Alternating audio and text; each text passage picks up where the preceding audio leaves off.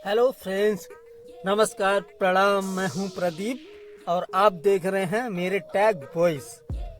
आज के वीडियो का टॉपिक है सीता का निर्वासन। और अगर आपको वीडियो अच्छी लगे तो लाइक, शेयर और कमेंट्स जरूर करना। तो स्टार्ट करते हैं वीडियो। प्रातः काल बड़े उदास मन से लक्ष्मण ने सुमंत से सुंदर घोड़ों से युक्त रथ लाने के लिए कहा।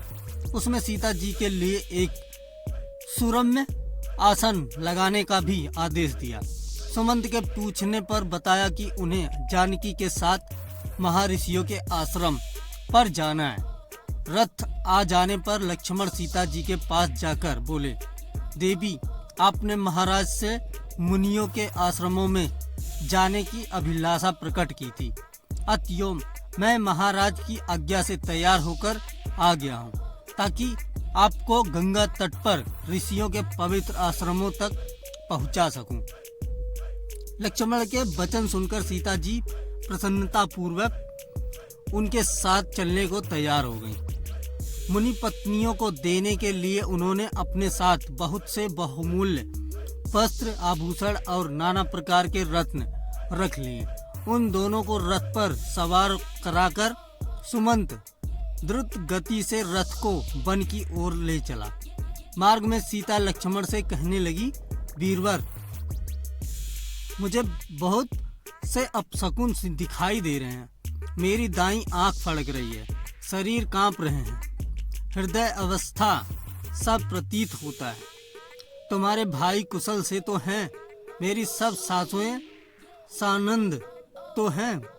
सीता की अधीर बाणी सुनकर लक्ष्मण ने अपने मन की उदासी दबाकर उन्हें धैर्य बंधाया।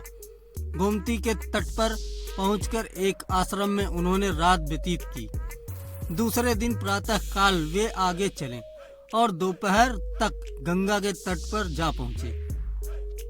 गंगा की जलधारा को देखते ही लक्ष्मण के नेत्रों से जलधारा बह चली और वे फूट फूट कर रोने लगी।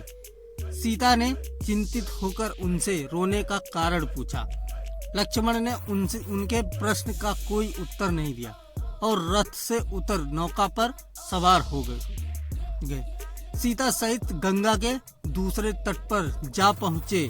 गंगा के उस तट पर नौका से उतर लक्ष्मण सीता से हाथ जोड़कर बोले, देवी, आज मुझे बड़े भैया ने वह कार्य सौंपा है जिससे सारे लोक में मेरी भारी निंदा होगी।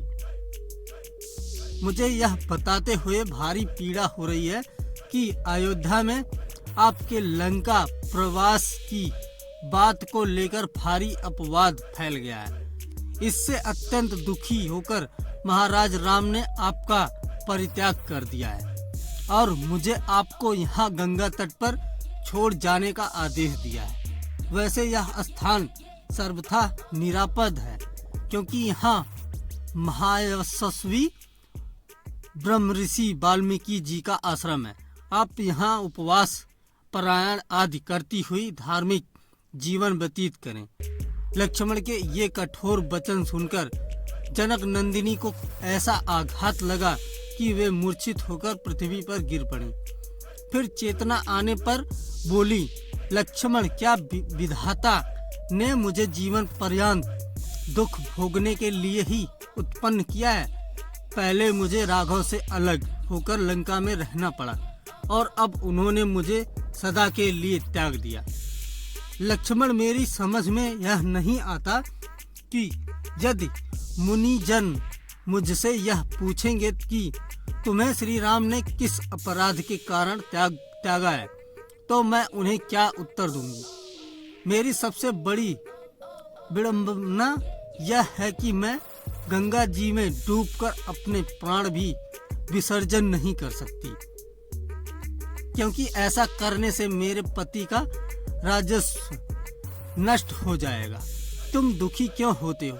तुम तो महाराज की आज्ञा का ही पालन कर रहे हो, जो तुम्हारा कर्तव्य है। जाओ, तुम लौट जाओ और सबसे मेरा सादर प्रणाम कहना। सीता से आज्ञा लेकर अत्यंत दुखी मन से लक्ष्मण मृत प्राय शरीर को धोते हुए रथ पर बैठे और बैठते ही मूर्छित हो गए। मूर्छा दूर होने पर वे फिर आंसू बहाने लगे। उधर सीता विलाप करती हुई चित्कार करने लगी। दो मुनि कुमारों ने सीता को इस प्रकार विलाप करते देखा तो उन्होंने ब्रह्म ऋषि वाल्मीकि के पास जाकर इसका वर्णन किया। यह समाचार सुनकर वाल्मीकि जी सीता जी के पास पहुँचे और बोले, पतिव्रते, मैंने अपने योग बल से जान लिया है कि तुम राजा दशरथ की पुत्र वधू और मिथिलेश की पुत्री हो। मुझे तुम्हारे परित्याग की बात भी मालूम हो चुकी है, इसलिए तुम मेरे आश्रम में चलकर अन्य तपस्विनी नारियों के साथ निश्चिंत होकर निवास करो। वे तुम्हारी यथोचित देखभाल करेंगी। मुनि के वचन सुनकर सीता ने उन्हें श्रद्धा पूर्वक प्रणाम किया और महर्षि के आश्रम में आकर रहने लगी।